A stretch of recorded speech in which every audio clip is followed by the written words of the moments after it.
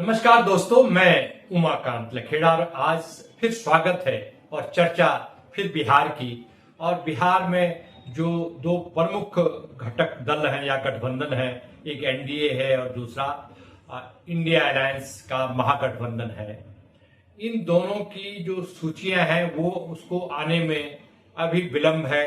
ऐसा लगता है कि रविवार की देर शाम तक दोनों गठबंधन अपनी सूचियां जारी करेंगे और लोगों को बड़ा लंबा इंतजार करना पड़ रहा है। बिहार के 7 करोड़ 8 करोड़ के करीब जो मतदाता हैं, उनके कौन एक महीने बाद उनके जनप्रतिनिधि होंगे, इसके लिए उनको लंबा इंतजार करना पड़ रहा है।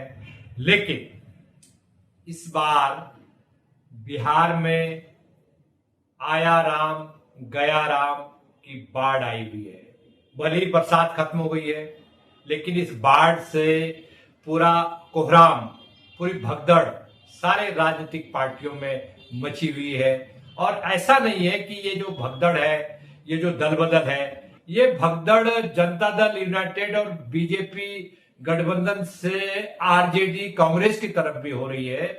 आरजेडी की तरफ ज्यादा हो रही है, जाहिर सी बात है। और इसका कारण है, सबसे बड़ा कारण है कि लोगों को ये पता लग गया है, ये अच्छी तरह बखूबी पता लग गया है कि उनको या उनके रिश्तेदारों को या उनके परिजनों को टिकट नहीं मिलने वाला है विधानसभा चुनाव लड़ने का। और इसीलिए राजनीतिक पार्टियां भी बड़ी तरीके से चीजों को गुपचुप रखे हुए हैं, ताकि कोई भगदड़ इस तरह से ना मचे, बड़े पैमाने पर ना मचे।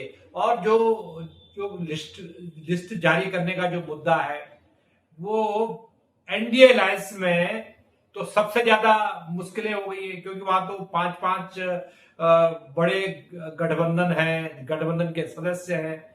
वो उनका जो गोल पोस्ट है वो दिल्ली शिफ्ट हो गया है, क्योंकि वहां ज्यादा भगदड़ है।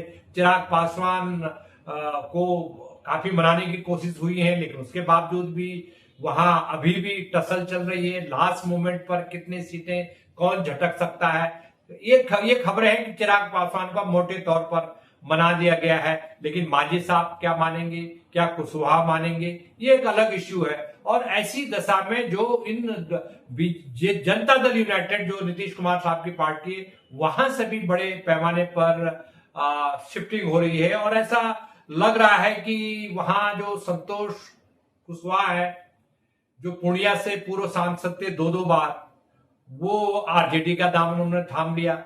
और मुजफ्फरपुर सीट जो बिहार की थी, वहां 2 बार बीजेपी के जो सांसद रहे अजय निषाद, जो कैप्टन निषाद के भतीजे हैं, तो अजय निषाद साहब ने क्या किया, वो अभी साल भर तक कांग्रेस में रहे। कांग्रेस के टिकट पर उन्होंने चुनाव लड़ा, मुजफ्फरपुर से हार गए बहुत बुरी तरह। तो अब वापस वो भारतीय जनता पार्टी में चले गए। तो ऐसी जो राजनीतिक आस्थाएं बदली जा रही हैं, ये तो तब हो रहा है जब लोगों के टिकट अभी फाइनल नहीं हुए हैं। और अभी टिकट जब फाइनल सूची जब आएगी, तो उसके बाद एक बहुत बड़ी भगदड़ मचने की गुंजाइश है।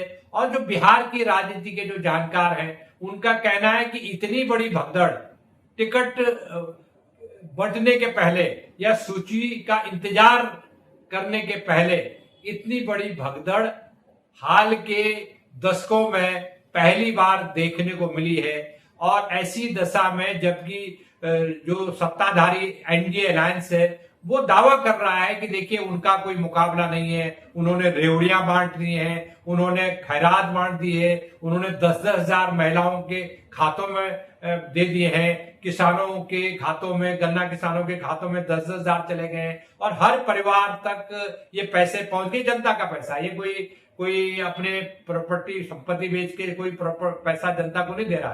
तो ये जो स्थितियां हैं, ये स्थितियां ऐन मौके पर जो दल बदल हो रहे हैं, ये तो आया राम गया राम की जो बिसात थी, तो हरियाणा से शुरू हुई थी 80 के दशक में, जब भजन लाल के नेतृत्व में पूरी जनता पार्टी से पूरी कांग्रेस में भर्ती हो गया था, पूरी पार्टी भर्ती हो गई थी।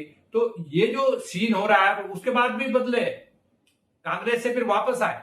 तो मेरा ये कहना है कि ये जो चीजें हो रही है, ये चीजें लोकतंत्र के लिए बड़ी खतरनाक है, क्योंकि जो वैचारिक जो प्रतिबद्धताएं हैं वो ऐन चुनाव के वक्त अगर लोग पाला बदल रहे हैं तो जायज सी बात है कि ये सीधा सीधा ये एक सौदेबाजी है कि अगर हम टिकट देते हैं तो हम पार्टी में रहेंगे, टिकट नहीं देते तो हम पार्टी छोड़ेंगे। तो वैचारिक शून्यता एक किस्म से बिहार में राजनीतिक दलों के अंदर एक बहुत बड़ा मुद्दा बन गई है, और ऐसा लगता है कि ये जो सिलसिला है आने वाले दिनों में अगले हफ्ते तक, यानी चुनाव प्रचार के बीच में भी इस तरह के दल बदल बहुत तेज हो सकते हैं। और मैं ये मान रहा हूं कि ये जो दल बदल है इसमें बड़े पैमाने पर कांग्रेस से भी लोगों ने छोड़ा है।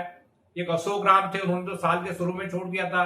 पिछले साल जो दल बिहार में जो बहुमत साबित करने के लिए जो विश्वास मत पेश किया गया था, उसके पहले बड़ी तादाद में दल बदल हुए, और वो दल बदल की जो पूरी जो प्रक्रिया है वो इस चुनाव के बाद, चुनाव के दौरान, चुनाव प्रचार के दौरान खत्म होगी। और चुनाव आयोग ने तो कहा है कि मतदाता सूचियों में शुद्धिकरण हो गया है, लेकिन लग रहा है कि मतदाता सूचियों का शुद्धिकरण तो अंधेरे में है, या वो एक किस्म से संदिग्ध हो गया है, क्योंकि दोबारा सवाल उठ गए चुनाव आयोग पर। लेकिन असली शुद्धिकरण ऐसा लग रहा है कि ये दल बदल से एक नया शुद्धिकरण बिहार की पॉलिटिक्स में होने वाला है। ये जो दल बदल है, ये जो आया राम गया राम की जो राजनीति है, ये आने वाले दिनों में क्या क्या गुल खिलाएगी, ये बिहार के लोग आने वाले दिनों में देखेंगे। और एक रोचक दल बदल की नई नई कहानियां लोगों को चुनाव प्रचार के दौरान या चुनाव की रैलियों के दौरान देखने को मिलेगी। ये चुनाव बहुत महत्वपूर्ण है, बहुत रोचक है, और इसमें 20 साल का जो सत्ता विरोधी रुझान जो जनता दल यू या बीजेपी के खिलाफ है, उसका भी एक लोगों को नजारा देखने को मिलेगा। क्योंकि ये जो सत्ता विरोधी रुझान है, ये केंद्र की मोदी सरकार और बिहार में नीतीश कुमार सरकार के खिलाफ है, या विपक्ष विरोधी रुझान है। लोग विपक्ष के जो आचरण है, विपक्ष का जो रवैया रहा है, क्या लोग उससे नाराज होंगे कि जो विपक्ष को छोड़ करके सत्ताधारी पार्टी का दामन थाम रहे हैं ऐन चुनाव के पहले। ये सारे मुद्दों पर आने वाले दिनों में बहुत दिलचस्प और रोचक बातें दर्शकों को देखने को मिलेगी, ऐसा मेरा मानना है। साथियों, मित्रों, आज के एपिसोड में इतना ही। फिर कल एक और इश्यू के साथ, एक नए मुद्दे के साथ आपसे रूबरू होंगे। तब तक के लिए नमस्कार।